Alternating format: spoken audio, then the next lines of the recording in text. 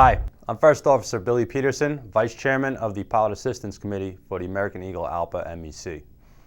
The Pilot Assistance Program consists of the Aeromedical, Critical Incident Response, HIMSS, and Professional Standards Committees. Captain Rich Wilkening is the Chairman of the Pilot Assistance Program. Captain Katie Doherty is the Chairperson of the CIRP Committee, and Captain Steve Fisher is the Chairman of Professional Standards. In addition to chairing the Pilot Assistance Committee, Rich also chairs the Aeromedical and HIMSS committees. The purpose of this video is to inform you of some of the ALPA services we provide, what they are, and when to call us. All the people on the committees are volunteers, and they're also your fellow pilots.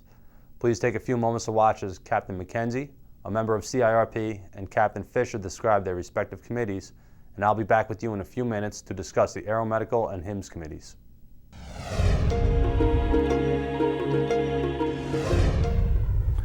Hello, I'm Matt McKenzie, and I'm a volunteer for the ALPA Critical Incident Response Program Committee.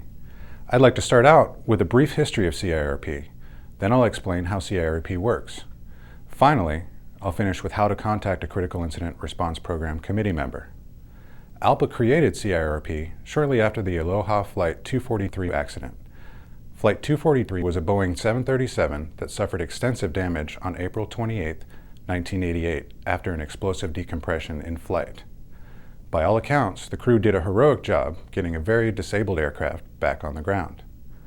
After the event, the first officer realized there are very normal reactions that can and quite often do occur after a person experiences a traumatic event.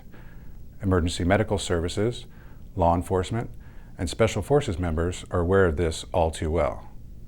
More than 20 years ago, a former paramedic named Dr. Jeff Mitchell developed a peer-driven process that enables EMS and law enforcement personnel the opportunity to discuss a traumatic event, such as a school bus accident or hostage shootout, in a very confidential and protected environment. CIRP programs exist at nearly every ALPA carrier.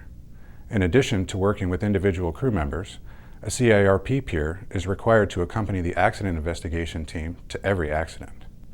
So what do? CIRP is not counseling or therapy.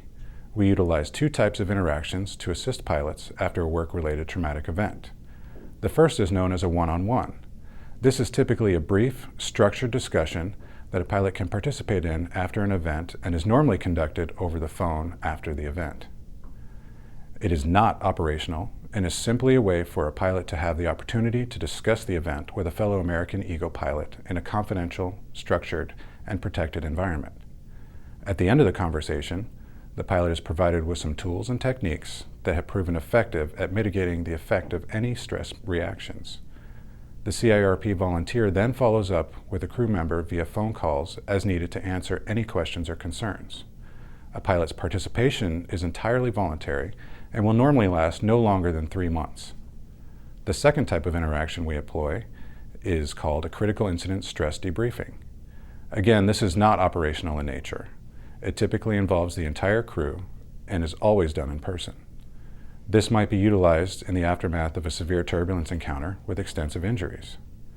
The voluntary, confidential debriefing is facilitated by at least 2 peers and always includes a mental health professional. The mental health professional is there principally to offer support and assistance both during and after the critical incident stress debriefing. This will normally take anywhere from 2 to 4 hours depending on the number of participants and the complexity of the event. We never discuss the cases and do not even acknowledge that a pilot has been in contact with a CIRP peer. The CIRP protocol prohibits any written records. The peers are selected for their discretion and integrity, and it is truly an honor to work with such a great team of pilots. They do a fantastic job. To reiterate, we never break confidentiality unless we become aware that a crew member is a danger to self or others, or ordered to do so by a court of law. We can also refer the pilot to others who can provide additional support, such as an LEC rep, various pilot assistance committees, and the supportive employee assistance program. If you think you might have been involved in a work-related traumatic event or an operational event, there are some potential benefits of working with or reaching out to CIRP. The CIRP committee exists solely to help and support our pilots. Studies have shown that many pilots who are involved in a critical incident and do not have any contact with CIRP are no longer working in the aviation field 2 years after the incident. Traumatic stress reactions after a critical incident have the capability to overwhelm the normal coping mechanisms we generally utilize. Traumatic stress reactions are brought on by a certain event. These stress reactions are not the same as the normal everyday reactions we all experience due to the cumulative stress we all seem to be under given all the challenges of the last decade. The feedback we have received from pilots who have worked with a CIRP peer support volunteer after an event has generally been very positive. We work closely and cooperatively with the Central Air Safety Committee and the other pilot assistance committees. We also work to maintain a cooperative working relationship with Flight Ops Management, but we are not notified of every operational event or every potentially traumatic event. We will proactively reach out to crews after they arrive home or within 18 to 24 hours after the event to offer them the opportunity to participate in a critical incident stress diffusing and/or debriefing. If you would like a pilot from CIRP committee to contact you, you can simply ask the first ALPA person you speak with after an event, whether it is the Air Safety Hotline or your LEC rep to have CIRP call you. Again, I cannot stress enough that we are entirely confidential and participation with CIRP is voluntary. Alternatively, you can reach out directly to the CIRP committee by going to the American Eagle ALPA pilot webpage under CIRP.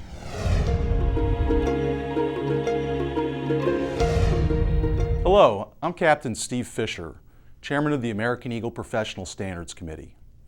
Our committee's volunteers help our crew members with their teamwork. Our goal, safer flying. First, I'll share with you a simple problem that you may encounter, and then outline techniques you can use to correct it. Second, I'll tell you about how professional standards can help. Then I'll conclude with the bigger picture. Here's the scenario. Your crew member is repeatedly late to work. The result, you and your crew members are rushed to complete your duties.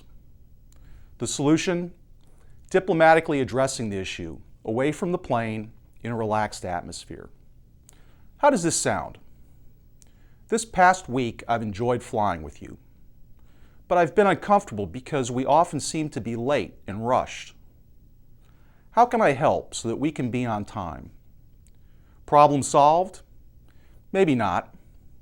You've tried your best, but late again. How does this sound? I've tried to help us be on time, but it's not working out. Perhaps I'll give professional standards a call. I'll express my concerns to our volunteer, and they'll contact you to seek some common ground. Your volunteers are a phone call away. They're really good listeners. The conversations are confidential, informal, and non-judgmental. They'll share your concerns with your coworker and provide advice on how to work more effectively. Then you'll get a return phone call. Hopefully, problem solved. The big picture, the safest air travel occurs when crew members communicate openly, understand each other, and employ great teamwork. However, if you're ever uncomfortable, use the guidance I've just outlined. Be part of the solution. You may not realize it, but sometimes you could be part of the problem. What not to do? Keep a problem to yourself, not communicating with your coworker. Gossip. Don't harm a person's reputation. File a formal report or complain to a supervisor as your first recourse. You could implicate yourself. Need some help? Call your local professional standards volunteer. We're in every domicile. The Aeromedical Committee has multiple functions. We answer basic questions relating to medical conditions and returning to work, specifically regarding what to expect from your chief pilot and AMR Medical.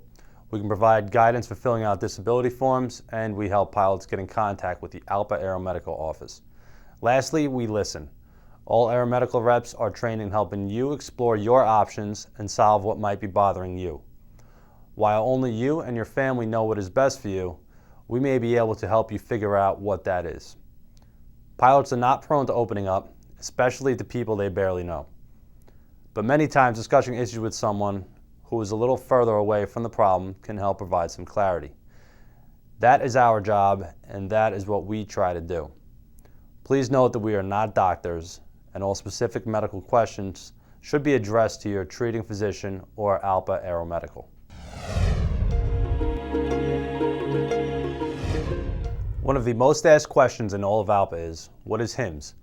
HIMSS stands for Human Intervention and Motivation Study. Basically, we are the drug and alcohol program for pilots. We help pilots who are chemically dependent get back to work after demonstrating good recovery. HIMSS grew out of a grant in the 1970s that created an alliance between the National Institute for Alcohol Abuse and Alcoholism and ALPA to develop a program to address alcoholism among the airline pilot population. This grant led to the creation of a specialized peer intervention and treatment program designed specifically for pilots in a commercial aviation environment. Prior to HIMSS, if you were diagnosed as an alcoholic, your career was over. That was it. ALPA, in cooperation with the FAA, proposed a study to see if it is possible to return pilots with demonstrated sobriety back to the flight deck. HIMSS has been a resounding success, with more than 4,000 pilots industry-wide who have returned to their flying careers. Now, I want you to understand, we are not the alcohol police, and we don't chase around pilots who happen to drink. The vast majority of our peers are able to use alcohol responsibly. We are here to help those who can't use alcohol responsibly and want to stop. Through the years, HIMSS has been expanded to include drugs as well. If you or someone you know needs help in getting into recovery, please call us. That's it. The 4 committees that make up the Pilot Assistance Program are here to serve you, our peers. If you have been through an event that makes you wonder if you should continue to work, if you're having an issue with a coworker, if you have a medical-related question, if you want to talk with someone about something that's bothering you, or if you or someone you know may be using drugs or alcohol inappropriately, give us a call. Above all else, we are here for you. Thanks for listening.